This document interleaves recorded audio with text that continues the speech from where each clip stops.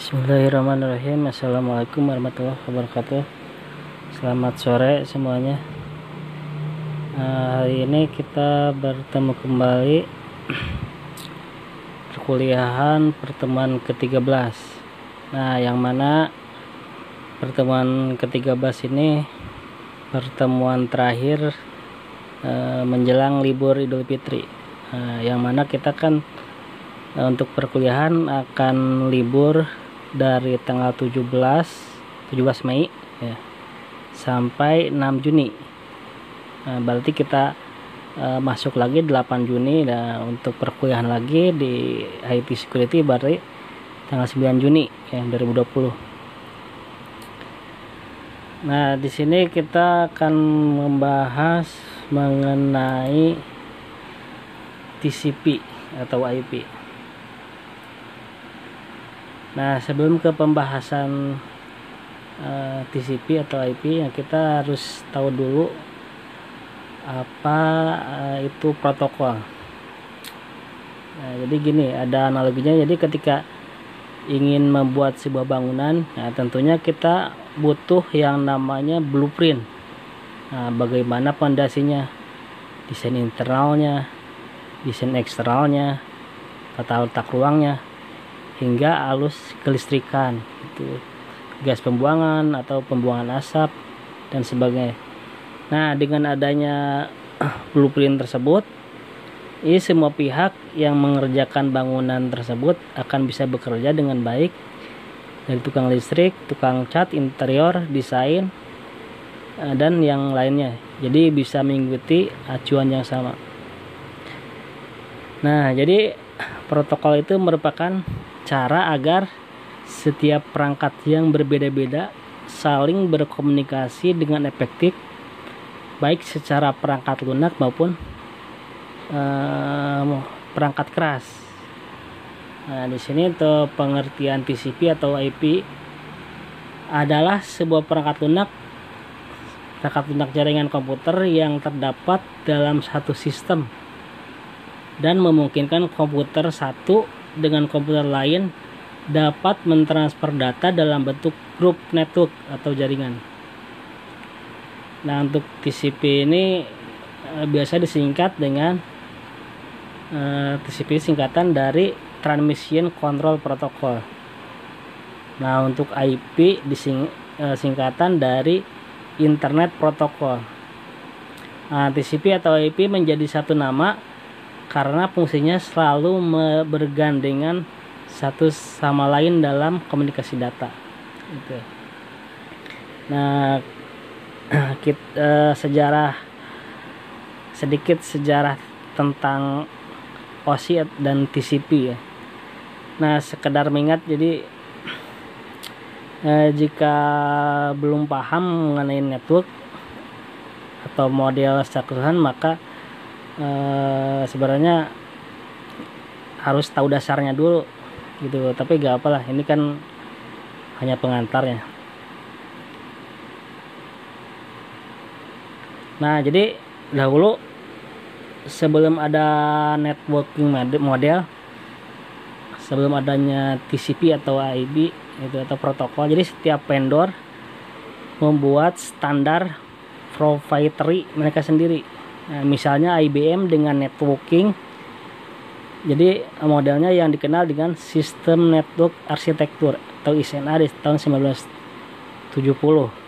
Nah, jadi dulu ketika komputer ingin saling berkomunikasi, jadi setiap vendor membuat protokol masing-masing. Nah, jadi yang jadi kendalanya apabila hardware itu beda vendor, yaitu nggak bisa komunikasi. Nah, makanya dengan adanya protokol seperti itu, jadinya ada OSI gitu, ada ISO OSI. Nah, jadi organisasi lain juga membuat, jadi vendor-vendor lain juga sama, jadi membuat atau menciptakan model agar yang seperti IBM gitu, membuat network membuat protokol masing-masing.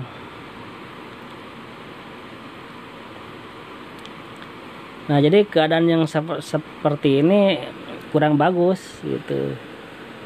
Kurang bagus. Jadi ketika kita membeli barang ya hanya bisa berkomunikasi dengan satu keluarganya, hanya satu vendor. Tapi kalau beda vendor ya tidak bisa.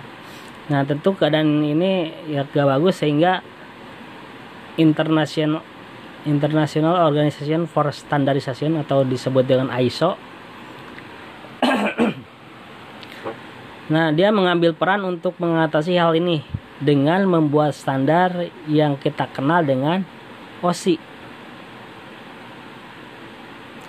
Nah, selain itu ada juga organisasi lain yang mengembangkan standar dengan tujuan yang sama dengan arsitektur yang mirip, yaitu Department of Defense atau disebut DoD. Nah, model ini kita kenal dengan TCP IP gitu, atau kadang disebut dengan DoD model.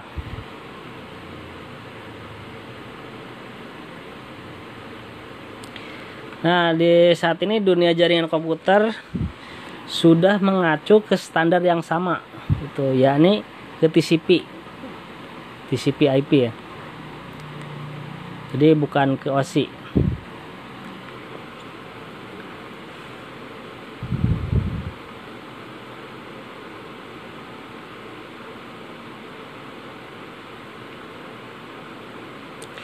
Nah, di sini untuk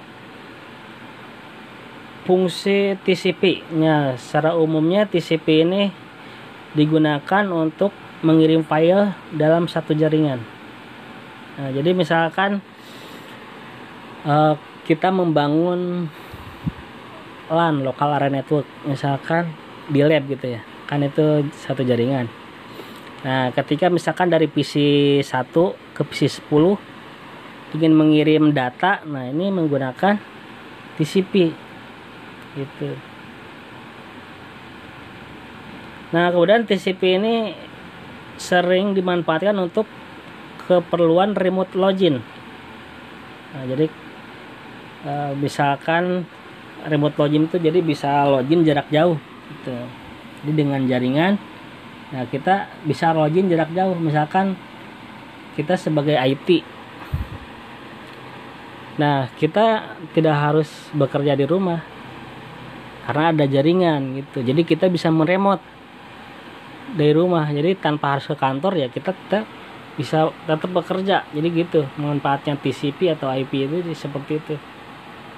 Nah, kemudian ada komputer mail. Nah, komputer mail itu berarti bisa berkirim surat mail gitu, mail surat. Jadi bisa dalam satu jaringan kita bisa berkirim email. Maksudnya kalau sekarang kan email itu berarti berkirim melalui internet gitu.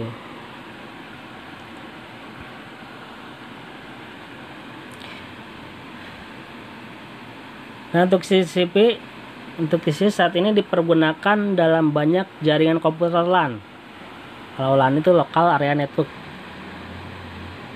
Jadi komputer LAN yang terhubung dengan internet. Nah, jadi ini memiliki sifat yang pertama, protokol standar yang terbuka.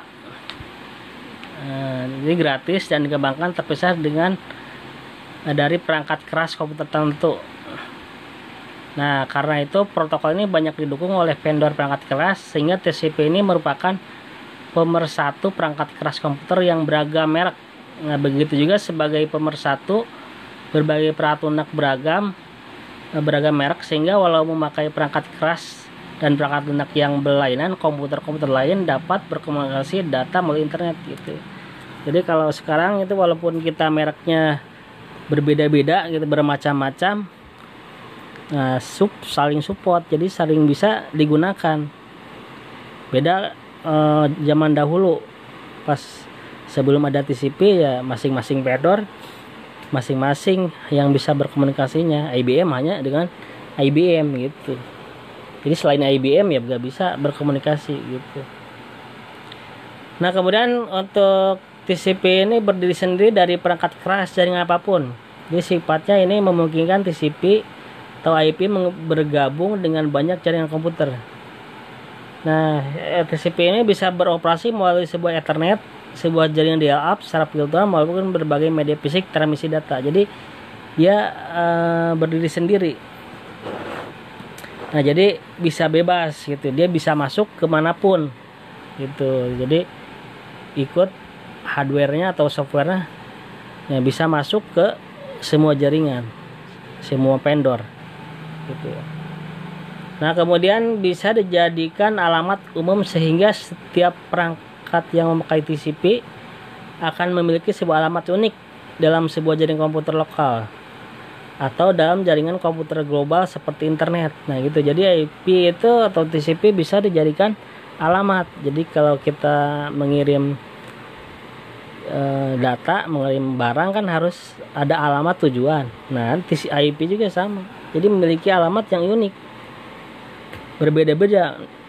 Kalau misalkan dibuat secara manual gitu ya, alamat IP-nya kita buat sendiri secara statik. Nah, kalau ada yang sama, misalkan PC 1 dengan PC 10 itu sama IP address-nya.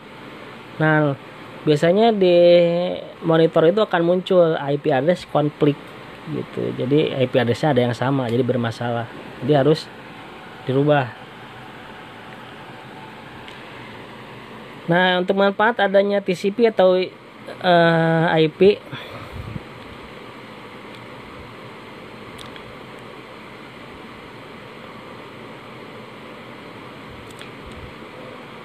nah jadi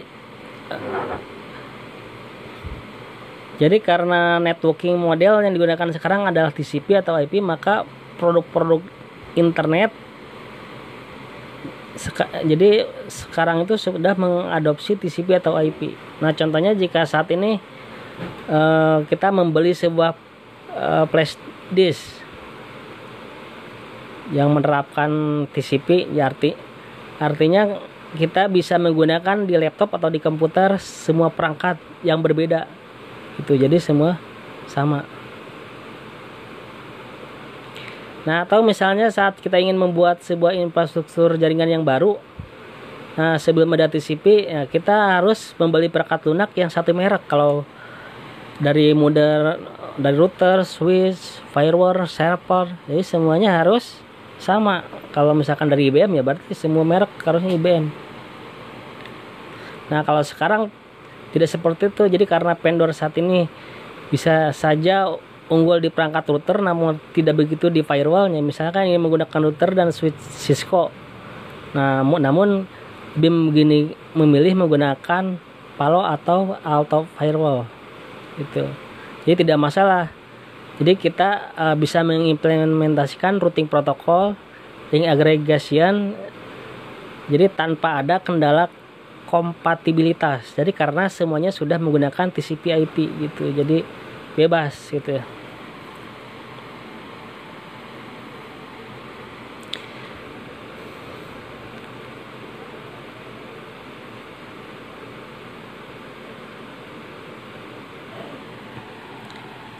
Nah, kemudian selanjutnya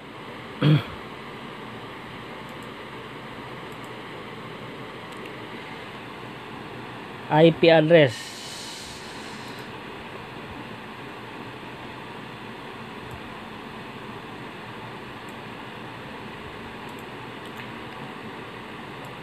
Nah, di sini IP address adalah alamat identifikasi komputer host yang berada dalam jaringan. Itu. Jadi IP address itu sama halnya seperti alamat rumah. Gitu. Nah, kalau dalam jaringan berarti IP address. Nah, kalau kita berarti alamat rumah. Jadi alamat rumah itu pasti berbeda-beda gitu. Ada yang uniknya. Misalkan kalau rumah kita kan ada nomor rumah. Nah, itu merupakan unik. Nah, IP address juga sama. Ada yang uniknya. Jadi misalkan awalnya yang kelasnya 192.168.1.0. Nah, misalkan rumah kita diibaratkan rumah. Nah, di rumah itu berarti rumah itu berangka nomor 0. Kalau depannya berarti jalannya sama. Nah, tapi nomornya ujungnya nomor 0 umpamanya. Nah, misalkan PC yang kedua 192.168.1.1. Nah, berarti alamat rumahnya nomor 1. Nah, itu yang unik itu di IP address. Nah, jadi banyak orang telah beralih ke media sosial sebagai media komunikasi. Nah, jadi tapi setidaknya setiap orang masih memiliki dan menggunakan nomor telepon agar dapat terhubung dengan sesama. Nah, banyak dari kita atau orang lain sebagai jadi bayangkan begini ya. Jadi bayangkan diri kita dan orang lain sebagai perangkat komputer dan IP address gitu. Jadi sebagai nomor telepon masing-masing. Nah, jadi IP address itu adalah sebaris angka yang dimiliki setiap komputer. Oke. Jadi gini, kalau misalkan kalau secara pribadi kita tadi ya. Jadi kita kan mempunyai nomor handphone. Nah, nomor handphone kita itu sama aja seperti IP address kita. Jadi kalau orang mau mengirim, mau manggil, nah berarti lewat nomor telepon gitu kalau secara handphone. Kalau di IP address, nah berarti ada nomor IP address di PC atau di komputer. Itu kalau di analogikan ke kita gitu.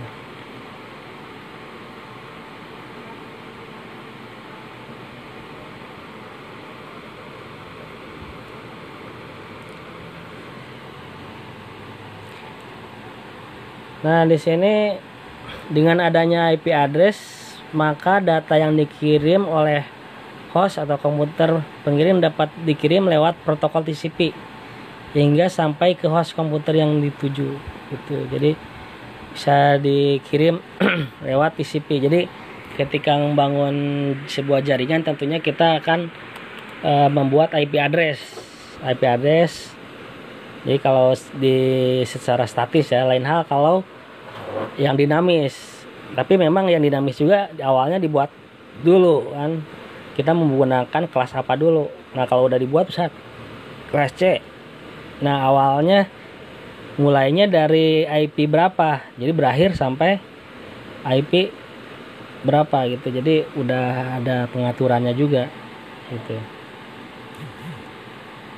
Nah, kemudian setiap komputer atau host memiliki IP address yang unik sehingga dua komputer yang berbeda tidak boleh memiliki IP address yang sama dalam satu jaringan.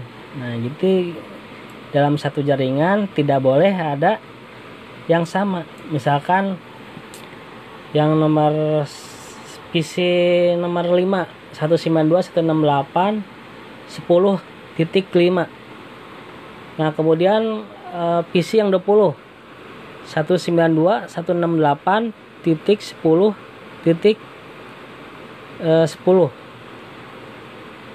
Nah, jadi itu kan sama IP address-nya. IP address 10 PC 10 sama PC 20 sama.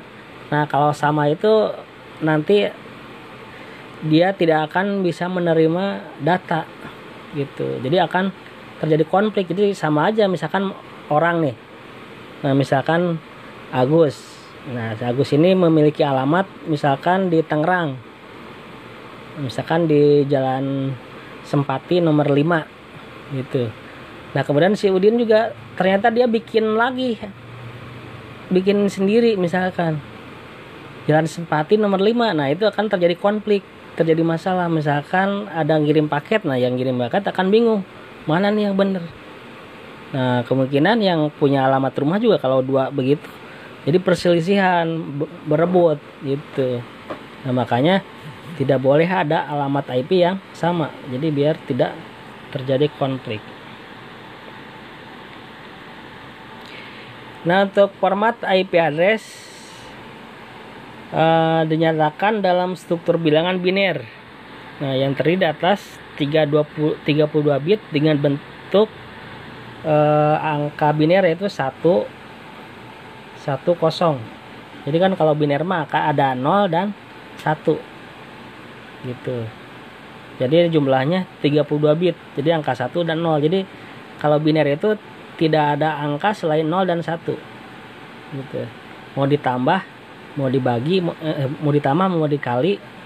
Gitu, misalkan 0 tambah 1 ya tetap 1. 1 tambah 1 tetap 1. Jadi enggak 1 tambah 1 jadi 2 kalau biner. Nah, untuk IP address, versi IP address itu saat ini ada lebih dari 1 miliar di web di dunia. Jadi ditambah lagi jumlah perangkat yang terhubung dengan internet pastinya lebih banyak.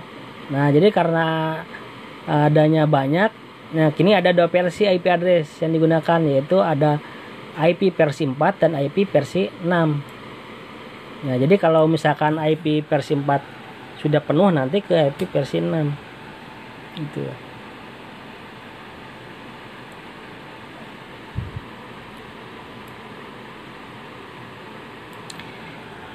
Nah, supaya bisa memahami IP address, maka 32 bit bilangan itu dibagi ke dalam 4 segmen.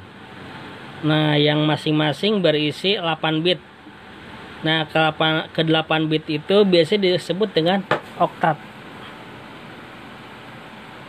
Nah, kemudian setiap oktat itu diterjemahkan ke dalam desimal. Misalkan di sini 11000000. Nah, sama dengan 192. Nah, ini kelas C biasanya. Ini 8 bit ya. 8 bit. Kalau dihitung cuma dari awal, semuanya itu 8 bit. Nah, tapi nanti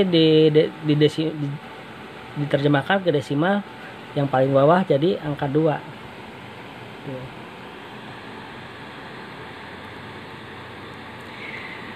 Nah, nilai terbesar dari 8 bit adalah 1 semua, itu angka 1 semua berjumlah 8. Nah, ini sama dengan 225 gitu. Nah, dengan demikian jumlah IP address selanjutnya adalah 225 dikali 225 dikali 225 dikali 25. Nah, untuk IP address terbagi atas 2 bagian, yaitu network ID dan host ID. Kalau network ID itu menunjukkan ID alamat jaringan, jadi tempat host berada, sedangkan host ID adalah bagian yang menunjukkan host itu berada. Nah, sederhananya network ID itu seperti nama jalan, sedangkan host ID adalah nomor rubah di jalan tersebut. Jadi misalkan tadi network ID-nya Jalan Sempati. Nah, host ID-nya berarti nomor 5 gitu. Nah, untuk pengelompokan kelas IP address, nah di sini supaya bisa memahami gitu ya kelas-kelas IP address. Nah, IP address itu terbagi beberapa kelas. Yang pertama ada kelas A. Nah, untuk IP kelas A itu terdiri dari 8 bit untuk network ID dan sisanya 24 bit digunakan untuk host ID. Jadi sehingga IP address kelas A itu digunakan untuk jaringan dengan host yang sangat besar. Gitu.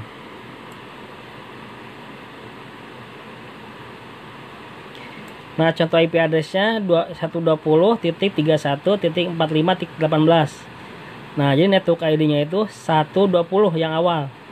Nah, host ID-nya 31.45.18. Jadi yang jalannya itu misalkan jalan Sepatinya itu 120. Nah, nomor rumahnya 31.45.18.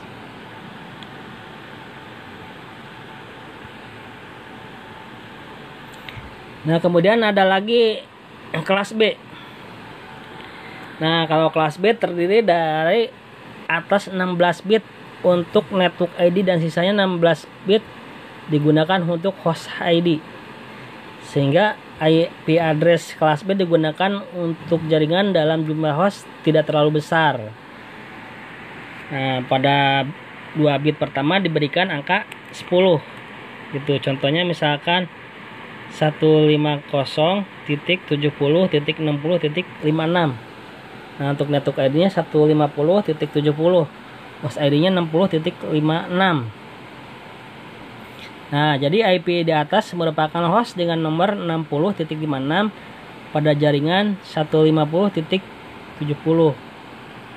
Nah kemudian ada lagi yang selanjutnya ada kelas C. Nah ini biasa yang sering digunakan, itu banyak digunakan yang untuk LAN, local area network. Nah ini yang banyak yang menggunakan. Nah kalau IP address kelas C ini terdiri dari 24 bit, jadi network ID, dan sisanya 8 bit digunakan untuk host ID.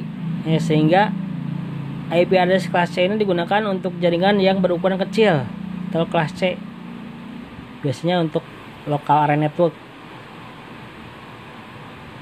Nah contohnya tadi 192.168.1.1.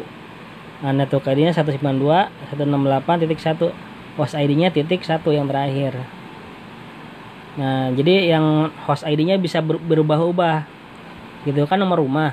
Jadi kan urutan rumah itu kan berurutan dari nomor 1 sampai 30, sampai selanjutnya sampai selesai gitu. Misalkan di perumahan itu ada 30 rumah, berarti host ID-nya itu beda-beda, 1, 2, 3, 4. Nah komputer juga sama kalau yang kelas C, berarti ujungnya akan berbeda gitu. Nah selain kelas C ada lagi kelas D dan E. Nah namun kelas D dan E itu biasanya jarang digunakan gitu ya. Biasanya ini hanya untuk eksperimen atau untuk belajar gitu ya. Nah ini untuk tabel jumlah network dan host ID. Nah kalau kelas A dari 1 sampai dengan 126 itu ya jaringannya. Nah kemudian dilanjutkan kelas B 128 sampai dengan 191. Nah kalau kelas C awalnya 192 sampai 223 itu. Jadi kelas A dari 1 awalnya, berarti terakhir 126 gitu. Kelas B jadi ada jeda, 127 nya dihilangkan, berarti kelas B 128 sampai 191. Nah kemudian kelas C 192 sampai 123 gitu.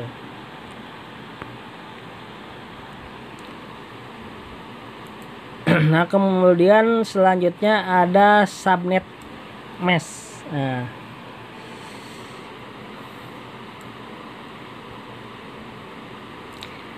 Nah subnet mesh itu merupakan sebuah teknik khusus untuk memecah atau membagi jaringan komputer sehingga menjadi subnetwork dengan ukuran yang lebih kecil.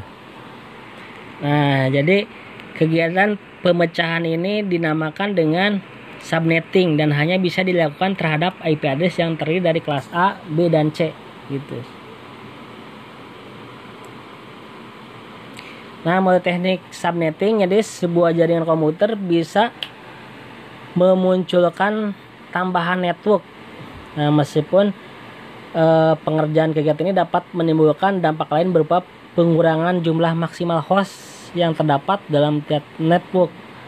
Karena itu dibutuhkan subnet mesh kalkulator atau sistem perhitungan secara cermat gitu.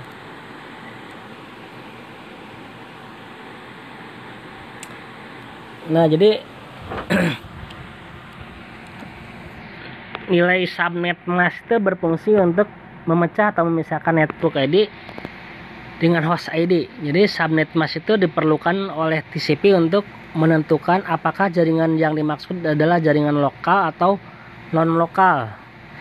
Nah untuk jaringan non lokal berarti TCP atau IP harus mengirimkan paket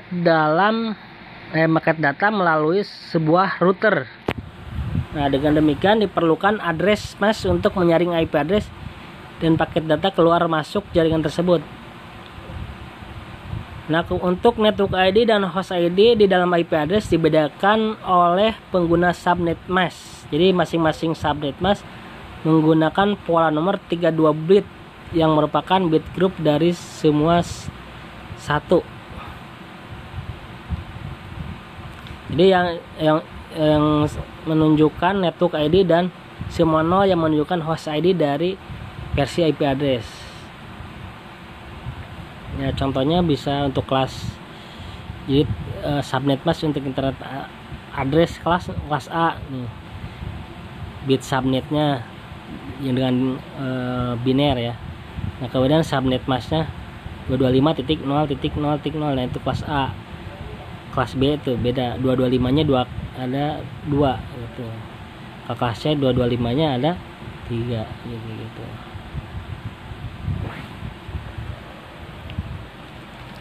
Nah kemudian untuk keunggulan dari protokol, nah keunggulan ini berupa kemampuan menggabungkan berbagai media komunikasi dengan karakteristik yang berbeda, jadi fleksibel. Nah, dan perkembangan jaringan dapat merubah routing secara otomatis jika suatu route mengalami kegagalan. Misalkan untuk dapat merubah routing secara dinamis, dipilih mekanisme routing yang ditentukan oleh kondisi jaringan elemen dari jaring router. Jadi selain itu, proses routing juga harus dilakukan untuk setiap datagram. Jadi tidak hanya pada permulaan hubungan. Jadi nah kemudian untuk fungsi IP address, nah ini merupakan protokol pada network layer, jadi yang memiliki sifat dan peran sebagai connectionless. Jadi setiap paket data yang dikirim pada suatu saat akan melalui route secara independen.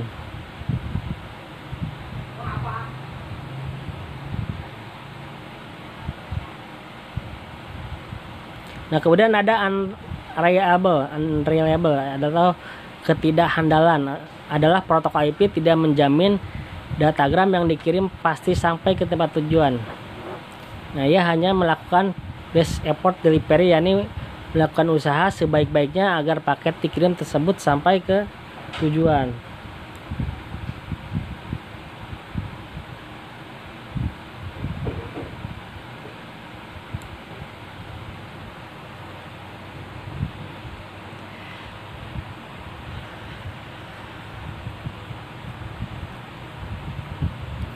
Nah untuk pertemuan 13 mungkin sampai di sini. Ya mohon maaf kalau ada kesalahan. Sampai bertemu nanti di bulan Juni ya, di pertemuan ke-14.